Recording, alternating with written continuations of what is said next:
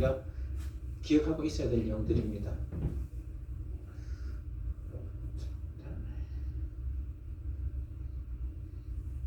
그럼 인지주의 이론에 대해서 설명해 드릴 건데요. 우리가 이제 교육공학의 그 패러다임 변화를 볼 때요, 교육 심리의 패러다임 변화를 볼 때 제일 먼저 최초의 이제 교육이 있죠. 교육의 그 심리의 기본이 됐던 거는 어떻게 보면은 이제 철학적인 거였을 겁니다. 철학 사상적인 게 되게 좀 많았을 건데, 그거는 뭐냐면은 머릿속에서, 그죠? 머릿속에서 만들어진 그런 개념들이었을 거예요. 그러다가 나중에 이 학문 자체가 실증주의로 이렇게 바뀌게 되고, 어떤 그 경험하거나 또는 아니면 실증하지 않는 학문은 의미가 없다. 그래가지고 심리학 방향 자체가 실제로 검증하고 실증하는 그런 방향으로 바뀌면서 동물을 실험을 가지고 하는 그런 행동주의 심리학으로 바뀌었고요. 그런 다음에 이 행동주의 심리학 자체가 보면은 외연적으로 드러나는 내용들 있죠. 그런 행동에만 관심을 갖고 그 또 자극, 반응 이런 것만 보니까 일부의 내용을 설명할 수가 있는데, 보다 좀 심층적인 그런 고의적인 고단위적인 그런 지능에 대해 가지고 학습에 대해 가지고 설명을 못 하는 거예요. 그래서 그 여러 학자들이 그 학습자의 외적인 거 말고 학습자 내부 있죠. 내부에서 일어나는 학습의 과정이라든지, 그리고 또 내부에서 일어나는 인간의 정신작용 이런 것에 관심을 갖고 이제 학문이 이제 패러다임이 변경됩니다. 행동주의에서 인지주의로 바뀌어요. 패러다임이. 그리고 또 패러다임이 인지주의에서 이제 발달돼가지고 구성주의로 바뀌는데, 우리가 이제 알아두셔야 될 게 행동주의가 끝나고 인지주의가 끝나고 구성주의 이게 아니고요. 행동주의는 그대로 있어요. 그대로 있는데 새로운 이론이 또 생긴 거예요. 그리고 또 그 인지주의가 있는 상황에서 또 구성주의가 새로 생긴 겁니다. 예를 들어 가지고 우리가 보면은 라디오가 발달되다가 텔레비전이 다시 나왔잖아요. 그때도 보면은 라디오가 없어지고 지금 텔레비전이 있는 게 아니고 라디오도 있고 텔레비전도 있습니다. 그죠? 그런 식으로 같이 각각의 영역에서 사용되는 거지, 이 행동주의가 끝나고 인지주의가 이렇게 나오는 게 아니라고 보시면 될 거예요. 그리고 또 이건 실제로 나중에 관해의 수업 사태라든지 이런 이론에서 보면은 이 두 개를 연합해 가지고 발표하는 그런 이론들도 나오게 됩니다. 같이 사용한다고 보시면 됩니다. 그러면 이제 행동주의와 인지주의에 대해서 비교를 해보면은요, 이 행동주의라는 것은 앞에서 말씀드렸듯이 외부의 자극을 통해 가지고 이제 학습자가 거기 반응을 하게 되고, 자극을 받고 반응을 하게 되고, 그런 것을 인해 가지고 경험이 쌓여 가지고 학습이 이루어지는 그런 이론입니다. 그래서 상황을 통제함으로써 행동을 통제합니다. 이 상황이라는 것은 학습자 외부에 있는 거죠. 외부 상황이라든지 이런 경험. 그래서 이제 조건과 행동의 연합에 의해서 학습이 이루어집니다. 어떤 조건이 주어지고 환경이 주어지고 그렇게 거기 반응을 하게 되다 보니까 그 조건하고 어떤 반응이 연합돼 가지고 학습이 이루어져요. 예를 들어 가지고 아까 말씀드렸듯이 호루라기 소리하고, 그죠? 아웃이라는 거. 그러면 호루라기만 불어도 아웃이다. 아, 학습이구나. 학생들은 알 수가 있죠. 그런 식으로 이제 조건과 행동의 연합에 의해서 학습이 이루어지고, 이 평가는 그 행동을 했느냐 못했느냐 그걸 가지고 그 결과를 보는 게 이제 이 행동주의였습니다. 그런데 이 행동주의의 이론은 진짜 단순한 거 있죠. 단순한 거는 설명이 됐는데 사람이 무조건 반응하는 사람이 아니거든요. 그죠? 여러분들한테 지금 먹을 걸 오신다고 해가지고 할 사람들 거의 없잖아요. 왜냐면 사람은 고등 그런 지식을 갖고 있는 사람이 그 나이가 들수록 고등적인 지식을 갖고 있기 때문에 그렇게 쉽게 이렇게 그 어떤 본능적인 자극에 흔들리지 않는 경우가 많습니다. 그래서 전체보다는 그냥 일부의 그냥 낮은, 그죠? 그런 지능이라든지 아니면 단순한 그런 내용에 대해 가지고 설명이 가능한 게 행동주의입니다. 그리고 실제로 효율적이에요. 엄청나게 효율적이고 학습에 활용하는 데도 되게 편리합니다. 그런데 행동주의의 특징은 뭐냐면은 누가 제공해줘요? 이 내용을 자극을 누가 줍니까? 교사가 주는 거죠. 교사가 이걸 가르쳐주면서 이렇게 그럼 거기 반응하는 거죠. 그죠? 쉽게 말해서 교사 중심의 수업이고 학습자 내부에서 어떻게 일어나는지는 신경을 안 쓰는 거예요. 그러다가 인지주의로 넘어가는데요. 학습 과정에서 보면은 학습 이렇게 줬을 때 모든 자극이 일어날 거예요. 그죠? 학습자 내부에서 일어나는 인지 과정에 되게 초점을 두고 있고, 정보 처리를 위해서 지적 구조를 사용하는 것이 학습이라고 이렇게 이제 학습의 정의를 내리고 있습니다. 그러다 보니까 정보 처리 과정, 지식 구조를 사용하는 과정, 과정 중심의 평가를 합니다. 그래서 평가할 때 행동주의는 결과만 바로 나오면 되지만 결과뿐만 아니라 인지주의는 어떤 문제를 해결해 가는 과정, 그런 과정까지도 이제 되게 중요한 평가의 내용으로 보고 있습니다. 그럼 한 개씩 한번 볼게요. 교재 내용 보시면은요, 인지주의라는 것은 학습이 발생하는 인간 내부 정신작용에 대해서 이제 관심을 가지고, 학습이란 단순히 자극과 반응의 기계적 결합에서 발생하는 것이 아니라 학습자가 경험을 통해 갖게 되는 지각이 바로 인지, 그리고 인지 과정이 일어난 상황을 면밀히 분석함으로 학습을 설명했다고 합니다. 그죠? 그러니까 경험도 사용해요. 기존에 경험했던 거 있죠. 자극받아가지고 쌓였던 그런 경험들도 사용하는데, 그냥 사용하는 것이 아니라 새로운 게 들어왔을 때 그 경험을 활용한다는 겁니다. 그걸 통해 가지고 자기 경험을 가지고 상황을 분석하고, 그러면서 이제 새로운 학습이 일어나는 경우도 있습니다. 정보를 어떻게 받아들이고 어떻게 해석하고 처리하고 문제를 해결해 가느냐, 이런 것이 이제 되게 주된 관심이었고요. 인지주의에서는 행동주의에서 다루지 않았던 내적 정보 처리 과정에 관심을 갖고, 학습자가 어떻게 학습을 하게 되는지에 대해서 이런 부분들이 이해하는 데 많은 도움을 줬습니다. 그 대표적인 내용이 뭐냐면은 나중에 나오는 정보 처리 이론입니다. 이 정보 처리 이론을 보시면은 정말 학습자가 학습하게 되는 과정에 대해서 이제 좀 많이 말씀드릴 건데요. 조금 뒤쪽에서 좀 자세하게 설명드릴게요. 그럼 이런 인지주의 이론이 어떻게 만들어졌냐, 과정을 보면은 제일 처음부터 이런 학습자의 과정에 대해서 이렇게 구체적으로 어떤 단계가 있다고 설명한 게 아니라 처음에는 되게 두루뭉실했어요. 그냥 이런 게 있구나, 그걸 발견한 것부터 시작했는데요. 제일 먼저 켈러의 침팬지 무리 행동 연구부터 살펴보시면은요, 촬영이 되고 있죠. 예. 보면 이제 제일 먼저, 죄송합니다.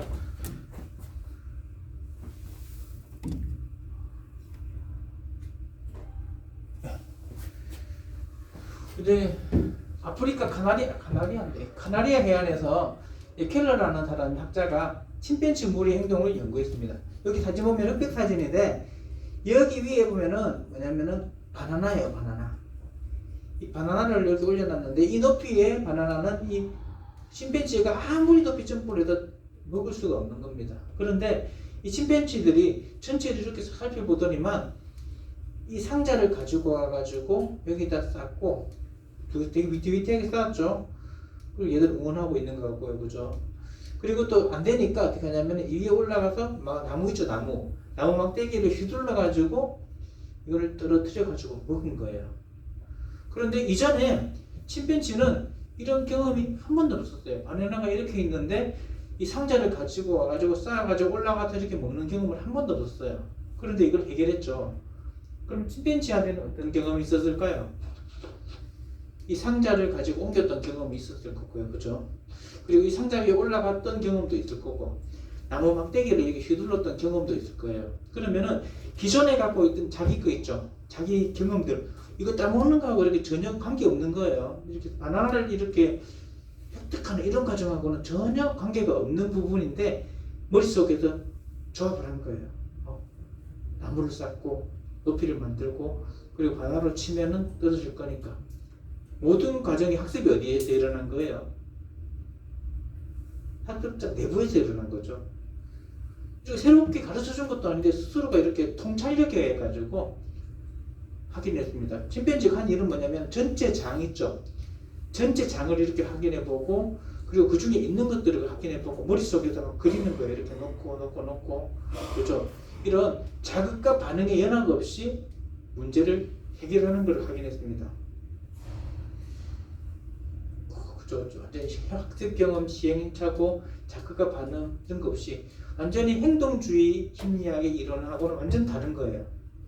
여기서 시작이 됐죠. 그죠? 이런 데서 이제 시작이 됐고, 또 다른 학자로 보면은 베르타이머라는 학자가 있는데, 이 학자도 보면은 이 인지주의 이론에서 이제 형태주의 심리학이라고 해가지고, 이런 게슈탈트 이론이라고도 많이 얘기합니다. 게슈탈트. 그런데 이 사람은 어떻게 이 내용을 인지하게 되냐면요.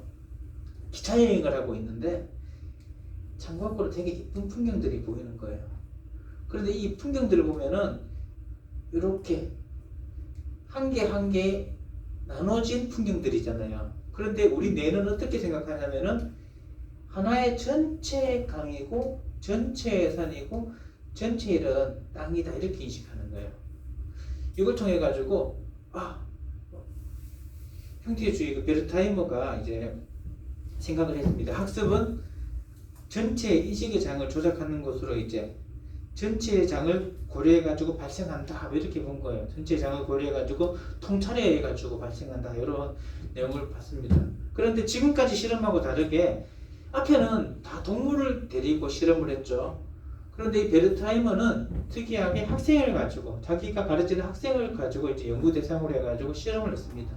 대신에 뭐 반일륜적으로 묶어놓고 묶을 것 같고 한다든지 그렇게는 안 했어요. 왜냐하면은 옛날에는 보면 자극을 주고 반응을 하는 거였다면은 지금은 어떻게 생각하고 사고하는지를 판단하는 거기 때문에 교실 환경이 있죠. 교실 환경. 교실 학습 상황에서 충분히 실험할 수 있는 그런 내용들이었습니다. 학습자들한테 사각형의 넓이 구하는 방식을 설명해 줬습니다. 설명해 주고 나서 이제 요걸 갖다 충분히 학생들이 연습해 가지고 풀 수가 있어요.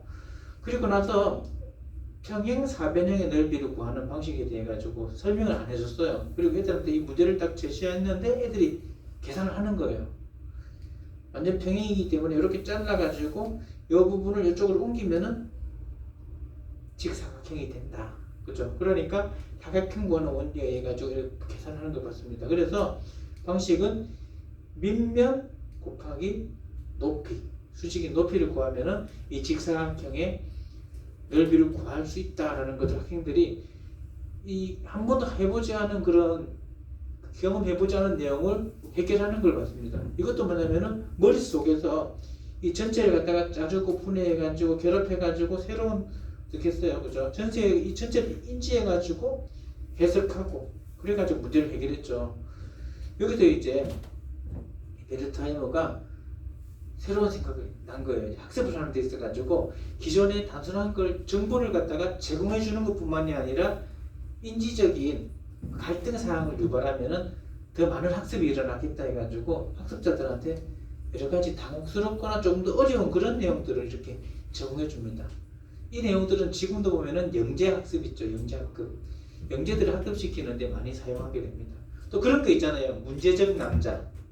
그런데 보면 이런 내용들이 많이 쓰이죠. 그죠? 우리가 그 문제를 보면 어떻게 해요?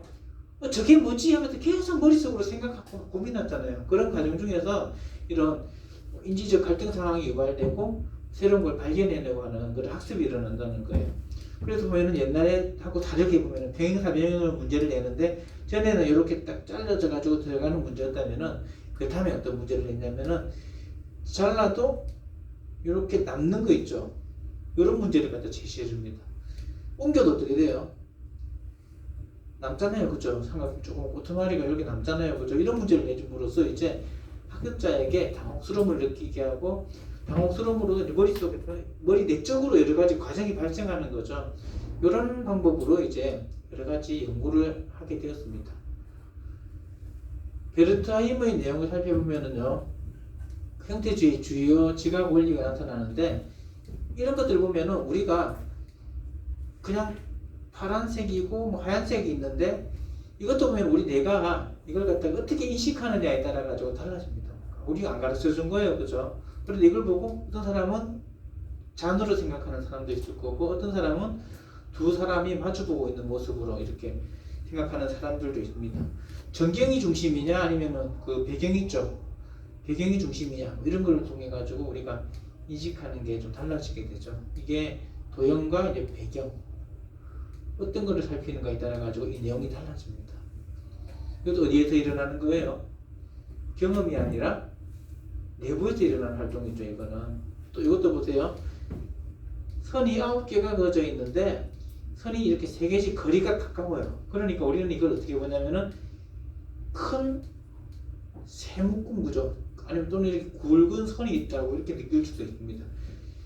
그냥 단순하게 선을 9개 그어놓은 것 뿐인데 우리 머리 뇌 속에서는 이걸 갖다가 가까이 묶어 있는 걸 묶어가지고 이렇게 하나, 두 개, 세 개, 세 묶음으로 이렇게 판단하는 걸 우리가 알 수가 있어요. 안 가르쳐줘도 머릿속에서 그렇게 생각하죠. 그죠? 학습자 내부에서 일어나는 일들입니다. 그리고 유사성의 원칙인데요. 여기 보면은 세 개, 세 개, 세 개, 세 개. 높이가 다릅니다. 그러니까 우리 이걸 어떻게 인식하냐면은 낮고, 높고, 낮고, 높고. 다음에 또 낮고 세 개, 높고 세 개, 낮은 거 세 개, 높은 거 세 개. 이렇게 우리가 인식하겠죠.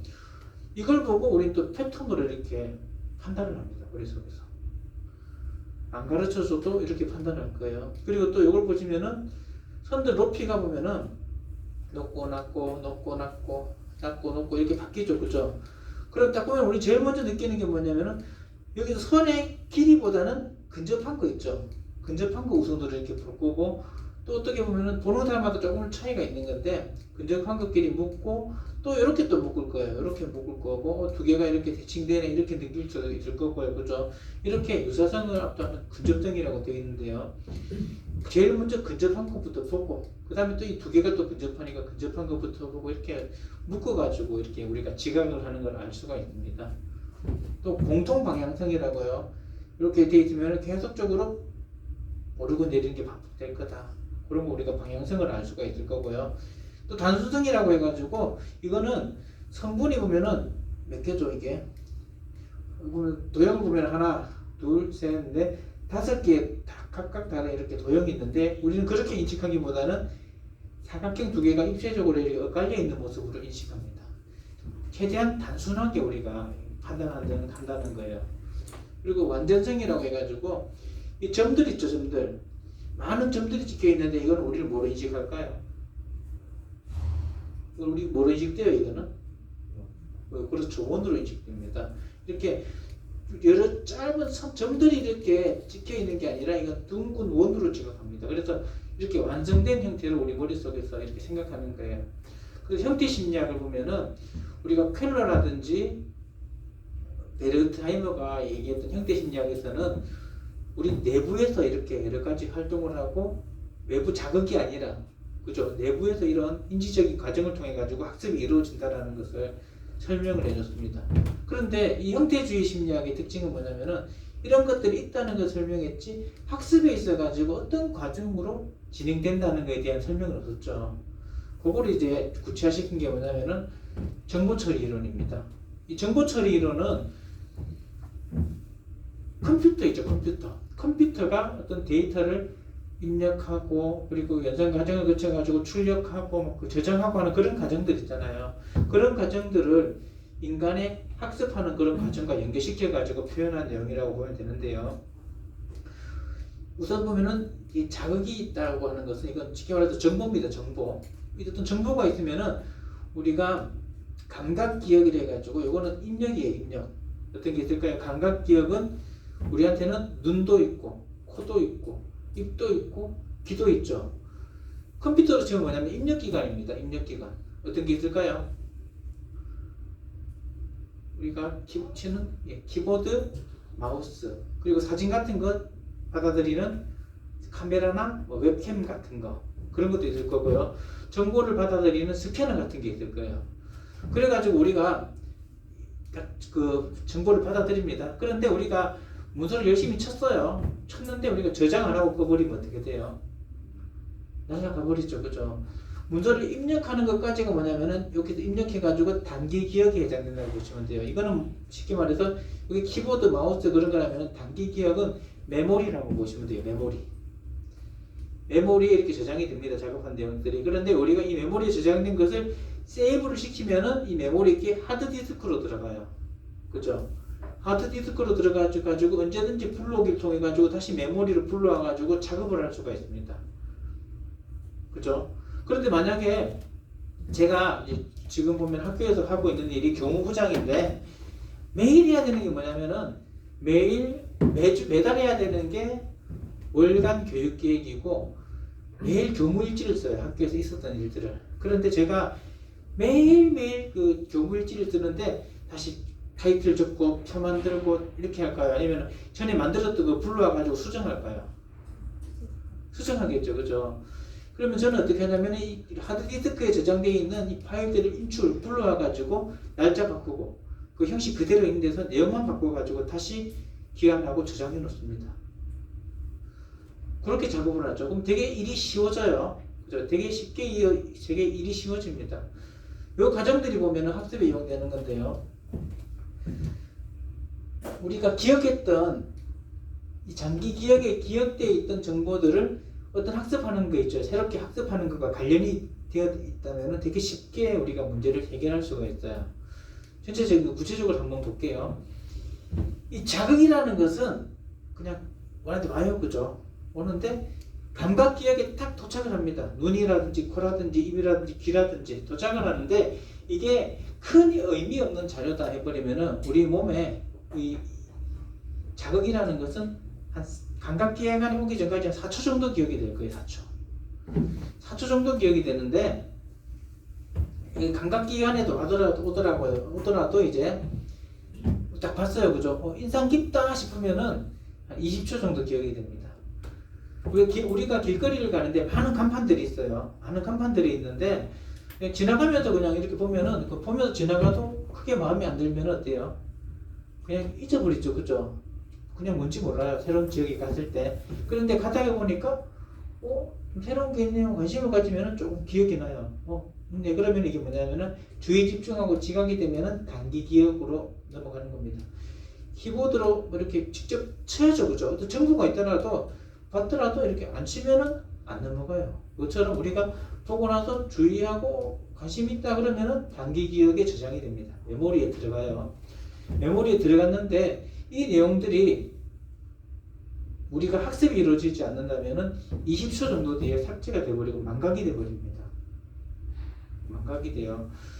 그런데 이게 되게 중요한 내용이라면은 학습을 해야 되겠죠. 우리가 학습을 하면은 열심히 학습을 하고 저장하려고 노력하면 장기 기억에 저장이 되고 우리는 그 내용들을 언제든지 불러와 가지고 활용할 수가 있어요. 예를 들어서 수학 같은 경우에는 곱셈 99단 그걸 외워야 됩니다. 그러면은 눈으로 보고 우리가 막 기억을 해요. 그죠? 눈으로 보고 입으로 얘기하면서 단기 기억에 있는 거를 저장하려고 막 기억을 해요. 그러면 우리는 저 같은 경우에는 이 99단이 어떻게 저장되어 있냐면은 여러 가지 시원하죠. 그죠? 노래로 저장이 됐어요. 1은 2, 2, 4, 2, 3은 6, 2, 4, 8, 2, 50, 2, 60 이렇게 외웠거든요. 이렇게. 그러면 그게 이 구구단이라는 게 여러 번 시연을 통해 가지고 노래라는 것으로 부호화되어 가지고 제 장기 기억에 저장되어 있어요. 요즘 애들은 다르겠죠. 저는 1은 2, 2, 3은 요즘 애들은 1은 2, 2는 4, 2, 3은 6, 2, 4는 8 이런 노래를 해가지고 저장이 됩니다. 사람마다 달라요. 그죠? 부호화시키는 방법은. 이렇게 부호화시켜서 저장하고 나면은 다음번에 저는 이걸 갖다가 이 곱셈구구를 수학 문제 풀 때마다 장기 기억에 있는 걸 인출해가지고 사용을 합니다. 되게 학습이 되게 쉽게 이루어지겠죠. 또 이것뿐만이 아니라 어떤 예를 들어 가지고 제가 정보처리 기사 공부할 때 되게 놀랬던 게 뭐냐면은 그 설계하고 소프트웨어를 설계하는 과정이 있잖아요. 그 과정하고 교육공학에서 제가 체제 뭐 설계하고 하는 거 그런 과정하고 너무 비슷한 거예요. 그러니까 비슷한 경험이 있으니까 불러와지고 이거하고 진짜 비슷하네. 이 부분은 똑같네. 그러니까 되게 쉽게 이해가 되는 거예요. 그래가지고 이 학습에 있어가지고 이 단기 기억에 장기 기억에 있던 내용들을 장기 기억으로 저장시키는 것이 학습입니다. 이게. 그런데 그거 쉽게 하기 위해서는 어떻게 부호화시키느냐. 이게 진짜 중요하고요. 그리고 또 어떤 경험을 가지고 있느냐가 이 단기 기억에 있는 것을 저장시키는데 되게 큰 역할을 합니다. 우리 둘째 아들 같은 경우에는 꿈이 뭐냐면은 애니메이터예요. 애니메이터. 그래가지고 큰 타블렛 있잖아요. 사가지고 만화카드 쓰는 거 사가지고 매일 연습하고 막 그러거든요.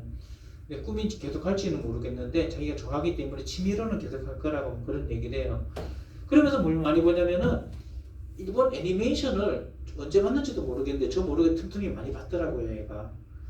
그래서 이제 웃긴 게 뭐냐면은 이제 첫째가 고등학교 가가지고 제2외국어로 이제 일본어를 선택했습니다. 제2외국어로 선택했는데 같이 막 그냥 하는 김에 같이 하자 해가지고 저희들은 처음 시작하는 거니까 우리 같이 일본어 시작해가지고 가족들 다 모여가지고 4명이서 같이 일본어를 공부했어요. 그런데 첫째는 막히고 있는데 둘째는 너무 쉽게 하는 거예요. 왜 그러냐니까 옛날에 애니메이션 볼 때 다 나왔던 말들이야. 기억이 돼 있던 거죠. 그죠? 경험이 있기 때문에 그 경험들이 장기 기억에 저장됐다가 인출돼가지고 이걸 기억하는 걸 되게 쉽게 도움을 준 거예요. 이건 뭐냐면은 경험이 있었던 걸 쉽게 기억하는 거는 유의미화라고 합니다. 내가 갖고 있던 경험 안에서 이렇게 이루어지는 거. 유의미화라 그래요. 내가 경험했고 내가 좋아하는 것들. 유의미한 정보들이라거든요. 그런 것들은 되게 쉽게 장기 기억에 저장이 됩니다. 그리고 또 저장이 안 되면은 어떻게든지 부호화 있죠. 부호화를 되게 쉽게 하면은 쉽게 저장이 돼요. 그럼 이 부분에 대해 가지고 좀 설명을 드릴게요. 우선 단기 기억 학습에 영향을 미치는 요소인데 이거는 뭐냐면은 단기 기억에 있는 내용들을 장기 기억으로 저장시키는 방법에 대한 내용들입니다. 실제로 우리가 많이 활용하고 있고 교육에 있어서요 정말로 되게 유용한 내용들입니다. 우선 첫 번째 조금 전에 얘기했던 유의미화, 그리고 순서적 위치, 연습, 정보의 조직, 전이와 간섭, 기억술 이런 것들이 이제 단기 기억에 영향을 미치는 것들인데 한 개씩 설명을 드리면서 안내하겠습니다. 우선 유의미화라는 것은 유의미할수록 기억이 쉬워진다라는 겁니다. 내가 이미 경험했던 것 또는 내가 경험하고 또 좋아하는 거, 내가 관심이 있는 거 이런 내용 있죠. 또 내가 재밌어 했던 거 이런 것들은 엄청나게 쉽게 기억이 쉬워요. 그러니까 조금 전에 저희 둘째가 일본어 되게 쉽게 이해했던 그런 내용처럼 되게 쉽고요. 그리고 또 이런 것들은 이제 연령하고 지능하고도 되게 관련이 됩니다. 구체적인 게 있잖아요. 애들이 경험할 수 있는 구체물을 가지고 수업을 이렇게 설계하거나 하면 애들이 쉽게 기억을 합니다. 그냥 그 숫자 같은 것보다도 구체물 사각 같은 거 들고 와가지고 사각 한 개, 사각 한 개 몇 개일까요? 뭐 그렇게 하잖아요. 그 이유는 뭐냐면은 교구를 사용함에 있어서도 학습자들이 경험하고 쉽게 받아들일 수 있는 거 그런 거를 활용합니다. 그래서 유의미할수록 쉽게 기억을 한다. 그래서 어떤 사람들은요 보면 이제 유의미하게 하려고 뭐 그 학부모님들 중에서 경험을 많이 시키려고 하죠. 또 예를 들어가지고 그런 거 있죠. 그 사극 많이 본 애들이 역사 성적이 좋습니다. 왜냐면은 그 사극의 상황들이 보통 딴 애들은 글로 배우는데 걔들은 실제 그 자기 머릿속에 이미지로 남아있거든요. 뭐 그런 경우 있죠. 그런 경우 이제 되게 쉽게 효과적으로 학습을 할 수가 있습니다. 다음으로 순서적 위치인데요. 이 순서적 위치는 처음, 중간, 끝이 있을 경우에 처음 거하고 끝에 거는 기억이 되게 잘 돼요. 그런데 중간의 것들은 기억이 잘 안 납니다. 숫자 같은 것도 그렇고 정보 같은 것도 그래요. 그리고 제가 한번 얘기를 해볼게요. 한번 기억해 보세요. 집에 관련된 거 얘기해 볼게요. 대문, 마당, 현관, 거실, 부엌, 냉장고, 안방, 벽, 계단, 다락방, 창문, 차고 엄청나게 많은 걸 순서대로 쫙 얘기를 했죠. 제일 먼저 뭐였어요? 제일 끝에 거는요? 네? 비슷했습니다. 다락방 다음에 차고였죠. 그죠? 그럼 한번 얘기를 해볼게요. 제가 그때 보면은 대문하면 뭐였어요? 한강. 예? 한 번도 못 맞추셨다. 마당. 마당 맞아요. 마당 다음 뭐였어요? 점점 갈수록 기억 안 납니다. 왜 그럴까요? 간섭을 받거든요. 앞에 뭐였더라, 뒤에 뭐였더라 간섭을 받거든요. 그래서 우리가 정보를 조직할 때 방법은 두 개예요. 보면 이 단위를 짧게 만들면 돼요. 짧게 만들면은 간섭이 적게 되겠죠. 그것도 방법이고요.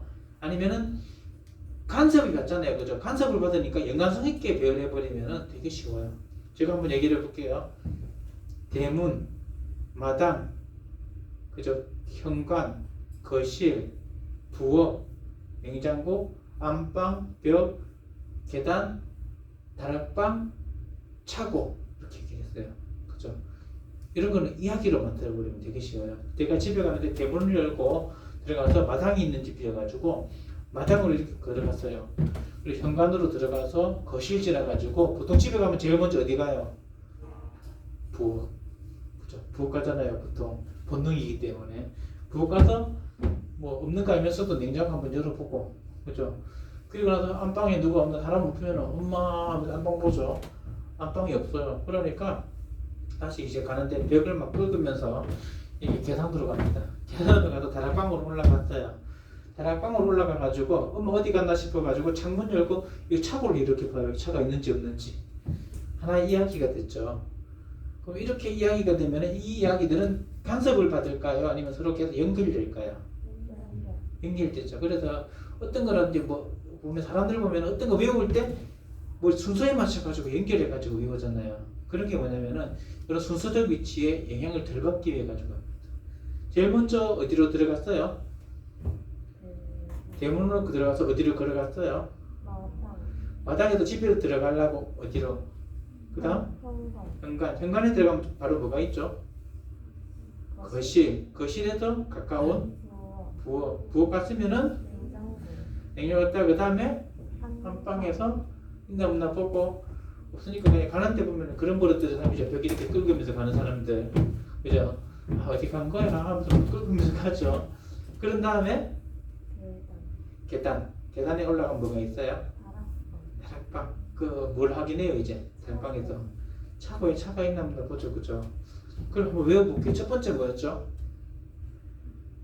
대문, 마당, 현관, 거실, 부엌, 냉장고, 안방, 벽, 계단, 다락방, 차고. 이거 얘기할 때마다 제가 꼭 약장사가 되는 그런 느낌이 드는데, 그런데 학습할 때도 이렇게 보면은 뭔가 연관지어 가지고 이렇게 이야기를 만들어 버리면은 순서적 그 위치 관계없이 되게 쉽게 외울 수가 있습니다. 그래서 여러 가지 쫙 배열된 것들은 내 나름대로 뭘 만들어 버리면 되게 쉬워요. 순서적 위치는 간섭을 받기 때문에 최대한 간섭 안 받게 만들고, 이왕 간섭 받을 거면은 연관된 거로 이렇게 배열해 버리면 쉽게 기억을 할 수가 있습니다. 다음으로 연습인데요. 단기 학습에, 단기 기억 학습에 미치는 영향 요소로서 연습도 있습니다. 연습에는 두 가지 종류가 있습니다. 밀집된 연습과 분산된 연습.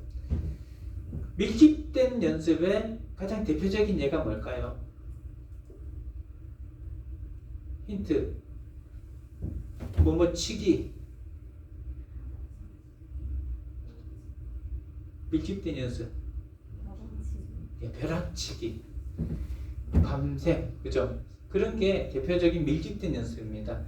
한순간에 빡 몰아가지고 하는 거예요. 그래서 단기적인 효과는 있습니다. 그리고 순간적인 효과는 있지만 그게 지속되지는 않아요. 반대로 이제 분산된 연습이 있죠. 분산된 연습. 분산된 연습이라는 것은 벼락치기가 아니라 꾸준하게 이렇게 공부를 하는 게 분산된 연습일 건데요.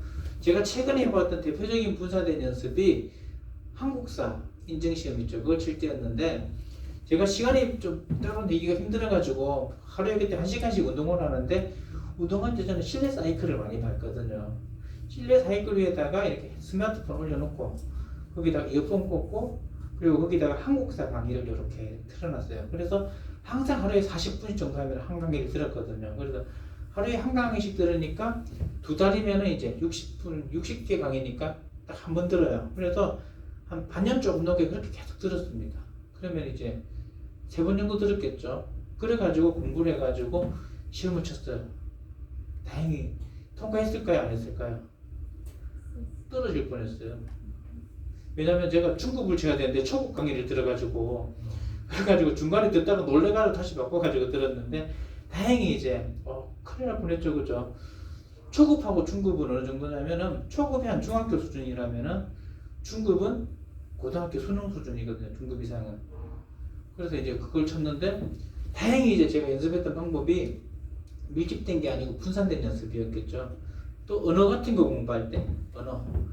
또 보면 제 아는 애 중에서 지금 프로그래머가 꿈이어가지고 매일 학교 마치고 가서 하루에 1시간씩 학원에서 프로그래밍 공부를 합니다. 그런 것도 보면은 분산된 연습이겠죠. 가장 대표적이고 가장 오랜 전통을 가진, 그죠? 그런 학습법입니다. 연습. 다 하는 거죠. 그죠? 그런데 이 연습의 단점은 뭐냐면은 오랜 시간이 걸려요. 오랜 시간이 걸려가지고 이왕 할 거면은 조금 더 이제 부호화가 쉽게 또는 이해하기 쉽게 만드는 경우가 있을 겁니다. 우리 단기 기억은요, 정보를 조작하는 데 있어가지고 7단위 정도의 정보만 우리가 갖는 수용력의 한계를 가져요. 수용력의 한계를 가지는데 이런 문제가 되겠죠. 그런데 그 어떤 닭이 있었는데, 닭 있잖아요, 닭. 이건 얘기인데, 엄마 닭이 있었는데, 엄마 닭의 수용력의 한계가 얼마였냐면은 3이었어요, 3. 사람보다 작죠, 그죠? 이거 되는지 모르겠는데, 저희 집에 닭을 키우는데 자꾸 우리 엄마한테 덤벼가지고 맨날 맞아요, 엄마한테. 그런 닭이 있는데, 맨날 밥 주고 해줘도 닭이 기억을 못 하더라고요. 그만큼 닭이 머리가 나쁩니다. 그런 닭인데, 엄마 닭이 있다고 치고요. 엄마 닭이 숫자를 갖다가 3까지밖에 몰라요. 그런데 닭이 보면 이제 알을 품었는데, 알을 9개 품어가지고 병아리를 9마리 낳았어요. 9마리. 그런데 엄마가 이렇게 병아리를 데리고 다니는데, 자기는 3마리밖에 못 쓰니까 6마리가 큰일 났잖아요. 그죠? 몇 마리 있는지도 모르잖아요. 그럴 때 해결 방법이 뭘까요? 우리가 이 정보력 있죠. 정보의 조직을 통해서 문제를 해결할 수가 있습니다. 얼마까지밖에 못 센다 했어요? 3. 그러니까 3마리씩 해가지고 세 그룹으로 만들어 버리면 엄마는 그 자기가 갖고 있는 정보의 수용력의 한계를 해결할 수가 있어요. 그죠? 3마리네, 3묶음이네 이런 식으로 해가지고 해결할 수가 있습니다. 이거하고 비슷한 방법입니다. 집 보면 여러 가지 이런 그 집에 관련된 내용들이 있는데, 이렇게 유의미하게 조직하면 기억 용량이 늘어난다는 거예요. 집 하면은 부엌, 문, 다락방, 벽, 층계, 창문, 차고 이런 식으로 해가지고 7개의 카테고리를 만들어요. 그죠? 이거 배울 때도 보면 우리가 그 순서에 영향을 받으니까 어떻게 하면 될까요? 이거를 이야기라든지 이런 거 만들어 배열하면 쉽게 기억할 수가 있겠죠. 그리고 또 여기서도 마찬가지로 부엌에서도 7개 단위로 이렇게 내용을 정리할 수 있을 거고, 그 다음에 여기 뭐 문 하면 문에 7개, 다락에 7개, 벽에 7개, 층계 7개, 창문에 7개, 관련된 거 7개, 차고에 관련된 거 7개, 이렇게 정보를 분할해 버리면은 우리는 7단위의 정보만 수용할 수가 있지만 7, 7, 49, 그죠? 49개 정보를 갖다가 정리해가지고 쉽게 얘기할 수가 있을 거예요. 이해할 수가 있을 거예요. 이 정보 수용력의 한계가 있기 때문에 정보를 조직함으로 인해 가지고 기억 용량을 낼 수가 있습니다. 다음으로 전이와 간섭인데요. 전이라는 것은 이전에 학습했던 것이 새로운 학습에 영향을 주는 것을 전이라고 합니다. 그럼 이 전이는 좋은 걸까요, 나쁜 걸까요? 좋은 것도 있고 나쁜 것도 있습니다. 왜냐면 정답이 아니겠죠, 그죠? 왜냐면 정적 전이가 있고 부적 전이가 있는데, 정적 전이라고 하는 것은 정적이라는 말 자체가 되게 좋은 것 같죠, 그죠? 되게 좋은 거예요. 앞에 공부했던 내용들이, 학습했던 내용들이 새로운 것을 학습하는데 도움을 주는 걸 정적 전이라고 합니다. 어떤 게 있을까요? 그런 거 있죠, 그죠? 한자 공부하는 사람들이 일본어 공부하니까 많이 도움이 됐다는 그런 얘기 들었어요. 왜냐하면 일본에서는 뭐 한자 많이 쓰잖아요. 뭐 그런 건 도움이 될 거예요. 발음도 비슷한 거 많고 우리나라하고 좀 다르더라고요, 보니까. 그런데 부적전이라는 것은 앞에 공부했던 게 뒤에 공부하는 걸 이렇게 방해를 하는 거예요. 제 친구가 이제 그 되게 친한 친구 중에 한 명이 그 국가대표 우슈 선수였어요. 우슈 선수여가지고 여러 가지 대회에 나갔는데 태국권 선수입니다. 태국권. 걔는 태국권을 계속 했었고 저는 태권도를 계속 했었고 해가지고 이제 군대를 갔는데 저는 이제 장교로 갔잖아요. 그래서 태권도 교관을 해야 됐는데 그 친구가 지금 제일 안 되는 게 뭐냐면 그 태권도예요. 태권도. 왜냐면은 우수를 하니까 보통 이래가지고 이렇게 하잖아요. 그죠? 태권도에서 이렇게 딱 하는데 이게 딱 하면 애가 어떻게 하냐면 걔는 이게 되는 거예요. 이렇게 돼요. 이렇게. 우리 손날을 먹어야 되는데 얘는 이렇게 되는 거예요. 그러면 익어버린 거예요. 왜냐면 앞에 배웠던 우슈가 태권도 동작 비슷한 게 나오니까 방해를 하는 거예요. 이게. 그럼 이게 부적전이가 되겠죠. 다른 예로 어떤 게 있냐면은 그 영어를 공부했던 사람들이 프랑스어나 불어 같은 거 공부하면 알파벳은 비슷한데 발음이 완전 다르거든요. 그렇죠? 그래서 그게 조금 헷갈릴 때가 있습니다. 그런 것도 보면 부적 전이의 예라고 볼 수가 있습니다. 그리고 또 간섭이라는 것은 이거는 무조건 안 좋은 거겠죠.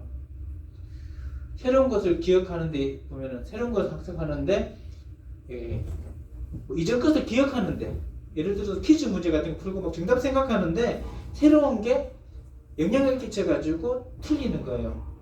예를 들어가지고 보면은 그 소피스트 있죠, 소피스트. 제 친구가 소피스트를 써야 되는데 소피마루소라고 써요. 왜 그렇게 적었을까요?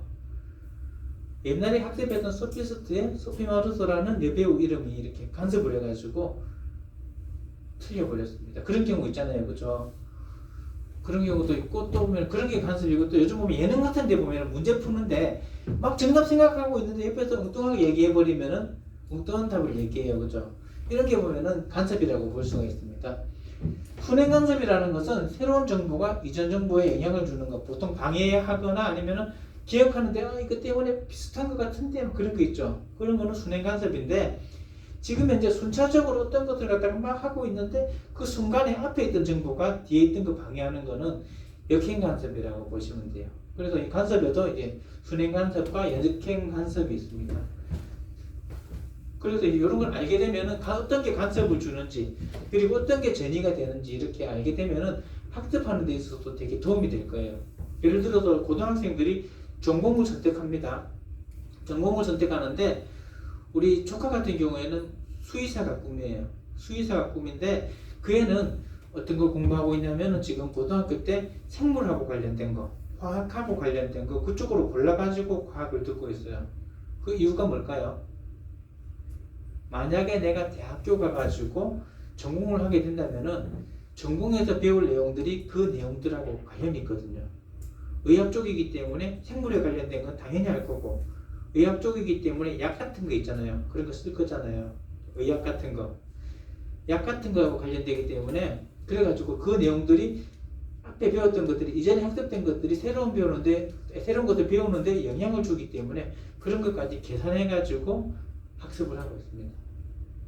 마찬가지겠죠, 그죠? 이런 것들이 보면 학습하는 데 있어가지고 전이의 영향을 우리가 활용해가지고 학습을 계획할 수 있는 그런 방법들일 겁니다. 남았네요. 그리고 다음으로 기억술인데요. 이 기억술이라는 것은 의미 없는 자료를 더 유의미하고 기억하기 쉬운 이미지나 단어 혹은 등과 연결시켜가지고 이렇게 기억한다, 학습한다 하고 돼 있는데 쉽게 말해가지고 어떻게든 이게 재미있게 만들어서 외우는 거예요, 쉽게. 어떤 그 분이 보면은 사법고시에 통과한 선배 한 분이 계신데 그 선배는 어떻게 공부를 그렇게 했냐 그러니까 그 외우는 게 너무 힘들어가지고 자기가 좋아하는 노래 가사를 갖다가 그걸 바꿔가지고 계속 불렀대요. 그러니까 나중에는 어떻게 될까요? 노래만 시험 치는데 노래 흥얼흥얼거리면서 이렇게 막 적는 거예요, 답을. 그래서 사법고시 합격했습니다. 그죠? 우리 고등학교 선배님이셨는데 그분은 보면은 어떻게 보면은 그 기억술이에요, 그죠? 노래 가사를 계산해가지고 이렇게 하는 그런 것도 기억술입니다. 우리가 많이 하는 태정, 태세, 문단세, 여성연중, 명선 이런 거 있죠. 저는 여기까지밖에 못 외웠어요. 딴만 해도 안 외워지더라고요. 저는 옛날에 어릴 때 사고를 크게 나가지고 머리를 다쳤습니다. 이쪽에 머리를 다쳐가지고 솔직히 말씀드려가지고 기억력에 조금 문제가 있어요. 사람 이름을 잘 못해요. 진짜 못해요. 어느 정도냐면은 책을 읽잖아요. 책을 읽는데 책을 읽다가 주인공 이름이 뭐였더라 그 정도고 영화를 보는데 영화에서 사람 인물이 나오는데 걔가 누구였지? 그래가지고 다시 막 돌려보고 막 그런 경우도 있어요. 그만큼 기억력이 없는데 정말 못 외우겠더라고요, 이런 거를. 지금 책을 갖다 하나 읽고 있는데 주인공 지금 13부작짜리 책을 읽고 있는데 소설책인데요. 주인공 이름은 기억이 나요. 태길이라고. 태길이 기억나는데 주인공 여자친구 이름은 기억이 안 나요. 그 정도로 지금 되는데 제가 조금 그렇거든요. 그래서 저한테는 이 기억술이 엄청나게 필요해요. 암기를 못하기 때문에. 그래서 모든 학습 방법을 갖다가 저는 이 기억술로 해가지고 많이 외웠습니다. 그리고 또 애들한테 가르쳐 줄 때도 제가 잘 못 외우기 때문에 이 기억술을 활용해가지고 방법을 만들어가지고 많이 가르치고 있어요. 그럼 예를 들어 볼게요. 다리 있죠? 다리 있으면은 이거 애들 진짜 많이 틀려요. 이게 금음달이냐 조승달이냐, 이게 상현달이냐 하현달이냐. 그래서 뭐 어떤 사람들이 막 얘기를 하는데 가장 쉬운 방법이 뭐였냐면은 알파벳 P와 Q 이 두 가지 말하면 됩니다. P가 빨라요, Q가 빨라요? P가 빠르죠. 그럼 여기다가 짝대기를 하나 닦아보는 거예요. 자, 그럼 이거 무슨 모양이에요? P죠, P. 그럼 P니까 빠르니까 상현. P죠, 요거. 이렇게 하면은 빠르니까 조승달. 반대로 이렇게 쭉 끄면은 이건 뭐예요? Q죠, Q. Q 모양이니까 하현. D니까 상하. 그리고 초승보다 금음이 D니까 이렇게 딱 끄면 이것도 마찬가지로 Q가 되죠. P 모양이냐 Q 모양에 따라서 이제 상현, 하현, 초승, 금음 따로 구분할 수가 있습니다. 이렇게 가려도 이제 알 거예요. 그죠? 이거는 뭐예요? 초승달이죠. 이렇게 우리가 초승달이냐 금음달이냐를 P, Q 전혀 관계없는 내용들과 이렇게 연관시켜가지고 연결시켜가지고 바로 쉽게 구분할 수가 있습니다. 이런 식으로 이걸 가르쳤고요. 그리고 또 이거 그죠? 상위 초등학교는 요만큼만 나옵니다. 초등학교는 중학교, 고등학교가 이렇게 나오는데 요만큼만 나오는데 이거 애들이 진짜 많이 틀렸어요.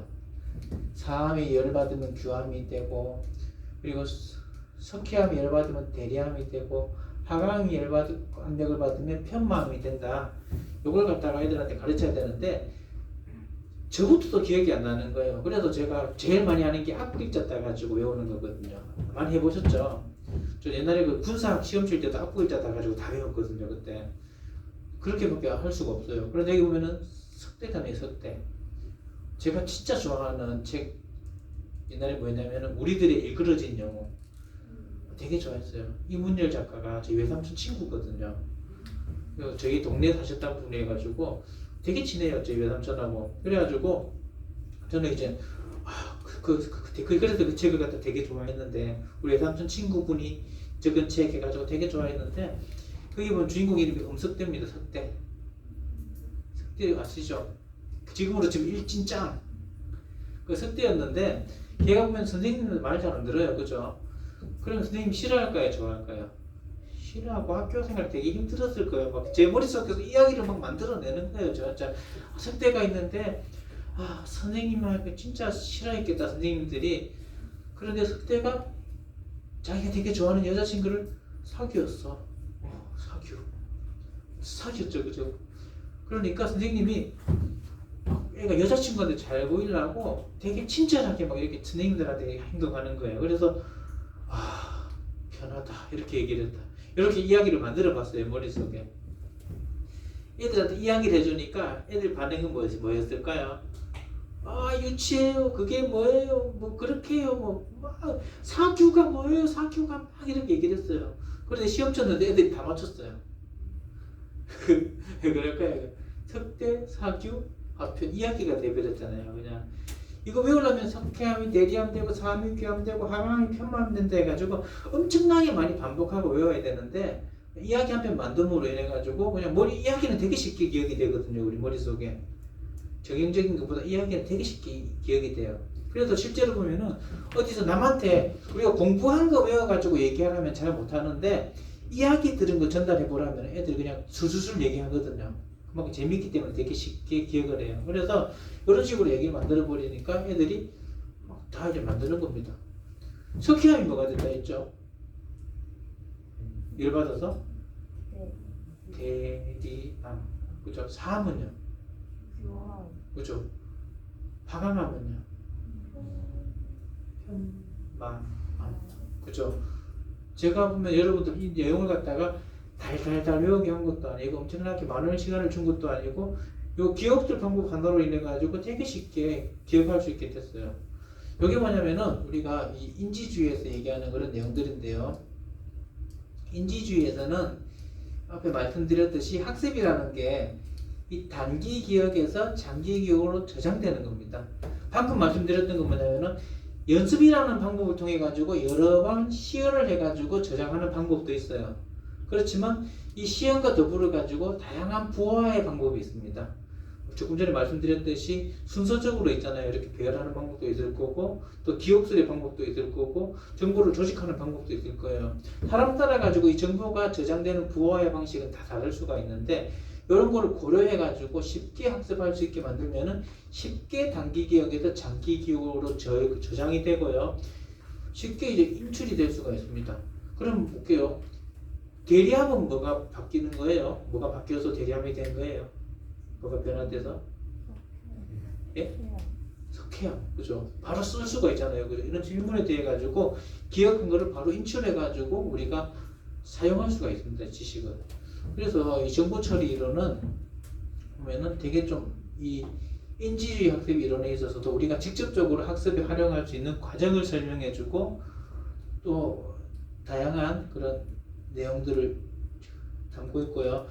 그리고 이 내용들은요, 앞으로 보면은 여러 가지 학문에서 많이 활용이 됩니다. 많이 적용이 되고 활용이 됩니다. 그럼 인지주의 학습 이론이 교육공학에 미친 주요 영향에 대해서 62쪽에도 3쪽 내용 같이 살펴보고 오늘 정리하도록 하겠습니다. 우선 인지주의 이론이 교육공학에 미친 영향을 보면은요, 첫 번째는 교육에서 사고의 과정과 발견 및 탐구 활동의 중요성을 강조했습니다. 형태주의 심리학부터 내용을 보시면은요, 학습이 어디서 이루어지고 있었습니까? 학습자 내부에서 일어나고 있었죠, 그죠? 그래서 기존에는 교수자가 이 정보를 전달해주는 방법이었다면은 이 인지주의 심리학에서는요, 학습은 스스로가 사고하고 여러 가지를 발견하는 그런 탐구의 과정으로 강조되고 있습니다. 마치 그 베르트 하이머의 학생들이 사각형의 넓이 구하는 공식 있잖아요. 그걸 보고 잘라가지고 평행사변형의 넓이를 구하는 것처럼 머릿속에서 그 분해하고 결합하고 하는 것들이 다 일어났었죠. 침팬지가 나무 있고 상자 있는 거 보고 그 쌓아 올라가서 바나나를 쳐가지고 떨어뜨려 먹던 것처럼 이게 보면은 스스로가 문제를 해결하기 위해서 과정을 밟고 발견하고 탐구하고 통찰을 통해 가지고 학습이 일어났습니다. 둘째요, 인지적 관점에 기초한 정보 처리 전략의 효과적 활용이 학습을 촉진한다고 되어 있습니다. 여기서 조금 전에 설명드렸던 내용들이 있죠. 단기 기억에서 장기 기억으로 정보를 저장하는 데 있어 가지고 어떻게 이제 교육시키느냐 되게 중요합니다. 그래서 보면은 우선 단기 기억에 있던 것도 보면은 우선 그 감각 기관에 있던 것도 주의 집중을 안 하면은 단기 기억을 안 넘어가요. 그래서 주의 집중이 되게 중요하고요.